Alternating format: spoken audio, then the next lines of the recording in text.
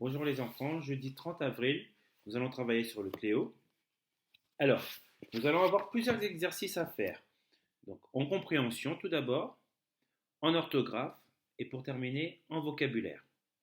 Alors, pour la compréhension, on continue toujours sur je comprends ce qui est caché dans un texte. Vous allez donc à la page 14 et je vais donc vous lire les textes des exercices 25 à 28. D'accord?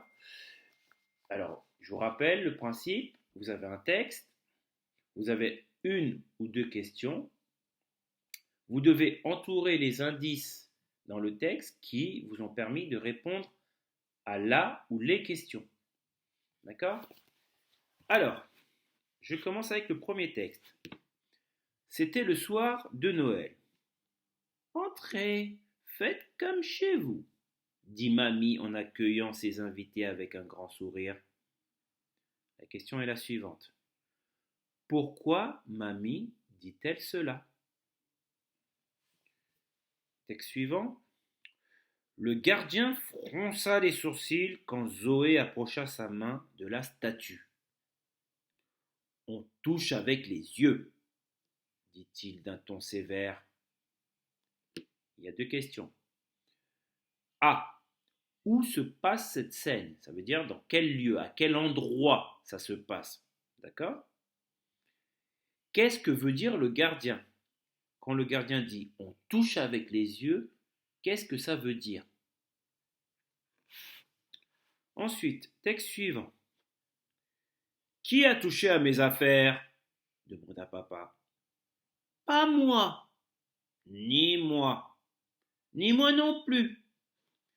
Dites-moi la vérité maintenant. J'ai horreur des mensonges. Qui parle dans cette scène? D'accord? Alors, essayez de remettre la vidéo si vous en avez besoin. J'ai essayé de mettre le ton pour faire parler les personnages. Essayez de comprendre de qui il s'agit. Enfin, dernier texte. Quand Mamie entra dans la cuisine, les deux petits chenapans étaient en train de chipper des bonbons dans son placard. Eh bien, faites comme chez vous, leur dit-elle en fronçant les sourcils. Pourquoi Mamie dit-elle cela? Pourquoi dit-elle eh bien, faites comme chez vous? D'accord? Voilà pour ce qui est de la compréhension. Ensuite, il va falloir travailler en orthographe. Pour cela, vous irez à la page 132 de votre Cléo. 132. Donc, c'est un exercice que nous n'avons jamais fait, mais vous allez voir qui est très simple. Il consiste à découper les syllabes. D'ailleurs, le titre c'est Je découpe les mots en syllabes. Alors, comme vous l'avez appris en CP, et peut-être même en maternelle, en grande section, quand on dit un mot, on peut le découper en syllabes.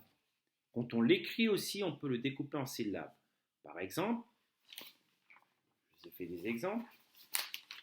Le mot élève, quand on le dit, on peut dire élève. D'accord?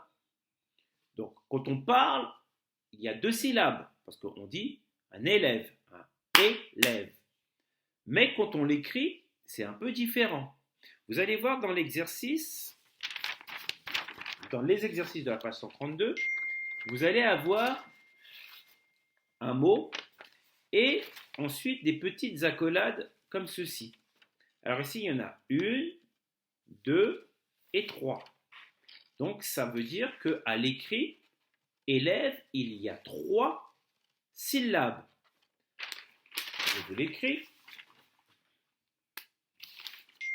À l'écrit, on dit et, on écrit plutôt et les veut. Alors dans ce cas-là, on écrit le et au-dessus de la première accolade les. La deuxième, et ve. Dans la troisième, donc ça correspond bien aux syllabes écrites. Il y en a 3. Et, les, ve. Encore un exemple. Deuxième mot, maison. Donc vous avez 2 accolades, donc ça veut dire qu'il y a 2 syllabes. Maison. Donc je l'écris. Première accolade, mais. Deuxième accolade, zon.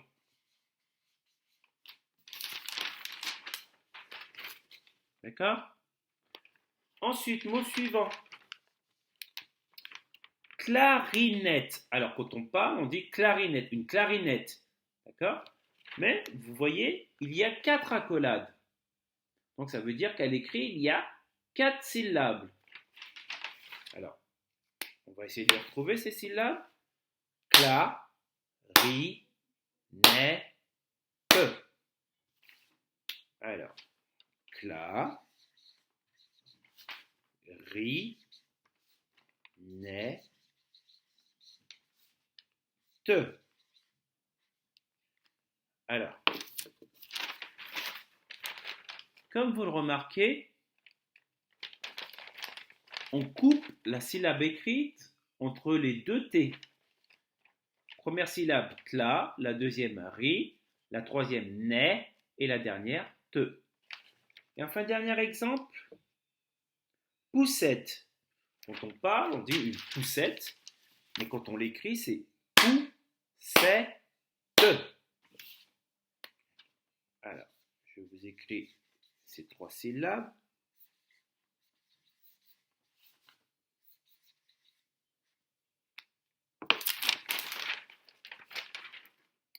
Vous voyez?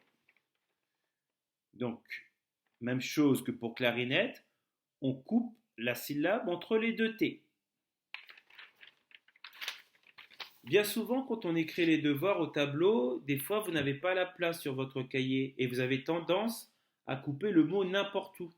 Je l'ai déjà dit à certains d'entre vous.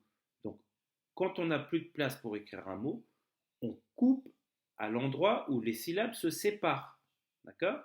Donc, on se débrouille pour s'arrêter à une syllabe, on met un trait d'union et on termine avec la dernière syllabe, s'il le faut, à la ligne d'en dessous. Bien.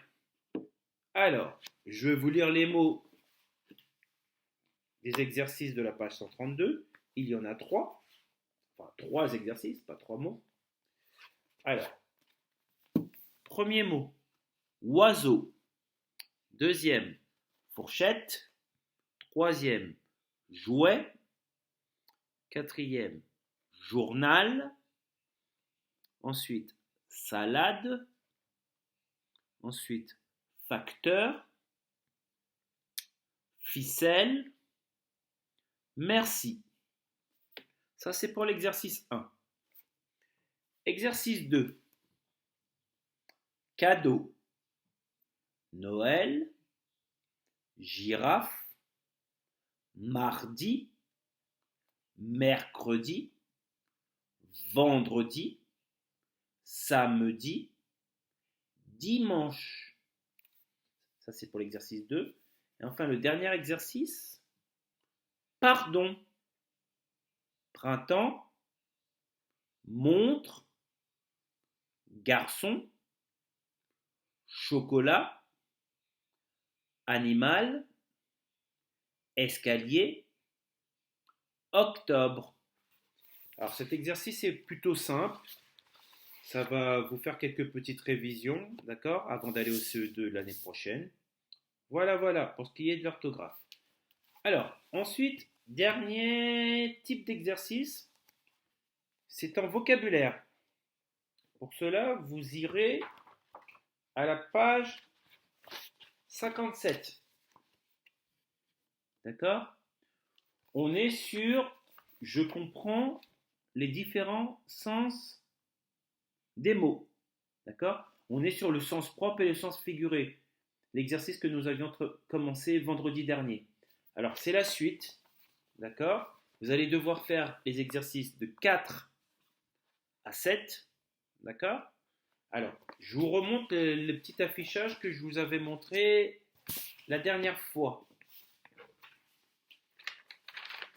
Alors, le sens propre, qu'est-ce que c'est? Qu'est-ce que ça veut dire? Un petit rappel.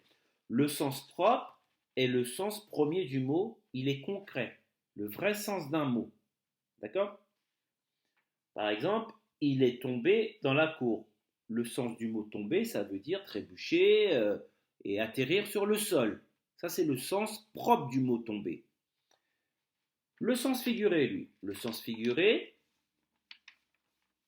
est, le sens est figuré, lorsqu'on donne au mot un sens abstrait, c'est une image. C'est pas le sens vrai du mot. Par exemple, dans tu tombes bien, je voulais te voir, tombe ne veut pas dire qu'au moment où la personne voit l'autre personne, elle est tombée. Ça veut dire qu'elle arrive au bon moment. Tu tombes bien, tu arrives au bon moment. Alors, je vais donc vous lire les différentes phrases des exercices 4 à 7 et je vais vous dire quel est le mot pour lequel il va falloir trouver s'il est utilisé au sens propre ou au sens figuré. Alors, première phrase. Le maître dit « Creusez-vous un peu la tête ». Alors, le mot « creuser » est-il utilisé au sens propre ou au sens figuré? Deuxième phrase. « Cette grande balade m'a creusé l'appétit ». Le mot « creuser » est-il utilisé au sens propre ou au sens figuré? Les taupes ont creusé une galerie dans l'herbe. Creuser est-il utilisé au sens propre ou au sens figuré? Les ouvriers creusent la terre. Est-ce le sens propre du mot creuser ou est-ce le sens figuré? Alors, un petit rappel. Vous avez déjà le mot sens. Il suffit d'écrire soit propre, soit figuré à cet endroit. D'accord? Ensuite, phrase suivante. Des nuages noirs cachent le soleil. Alors, c'est le mot nuage pour lequel il va falloir trouver s'il est utilisé au sens propre ou au sens figuré. L'avion vole au-dessus des nuages. Même chose. Simon est un petit rêveur toujours dans les nuages. Il est content. Il est sur un petit nuage. Donc à chaque fois, nuage, il faut trouver s'il est utilisé au sens propre ou au sens figuré dans la phrase. Exercice 6. Mon chat s'appelle Mistigris. Alors là, c'est le mot chat pour lequel il va falloir trouver s'il est utilisé au sens propre ou au sens figuré. Je suis enroué. J'ai un chat dans la gorge. D'accord? Quand on est enroué, c'est qu'on a un peu mal à la gorge, qu'on a du mal à parler correctement. Je ne sais pas. Je donne ma langue au chat. Souvent, vous le dites, vous, quand vous jouez avec soit vos frères et sœurs ou avec des copains. D'accord? Le chat ronronne près du feu. Donc, pour l'exercice 6, c'est le mot chat pour lequel il va falloir trouver s'il est utilisé au sens propre ou au sens figuré à chaque fois. Enfin, exercice 7. Les coccinelles dévorent les pucerons. Alors, c'est le mot dévorer pour lequel il va falloir trouver s'il s'agit du sens propre ou du sens figuré dans la phrase. J'ai dévoré ce livre, il était passionnant. Mon chien a dévoré sa pâtée. Et enfin, oh, un cadeau. Qu'est-ce que c'est? Je suis dévoré par la curiosité. Donc le mot dévorer, à chaque fois, dans chacune de ces phrases, est-il utilisé au sens propre ou au sens figuré? Voilà, c'est à vous de jouer. Donc demain, il n'y aura pas de vidéo parce que demain c'est férié, vous avez une petite pause. Donc je vous souhaite de passer un bon week-end et je vous dis à lundi. Au revoir.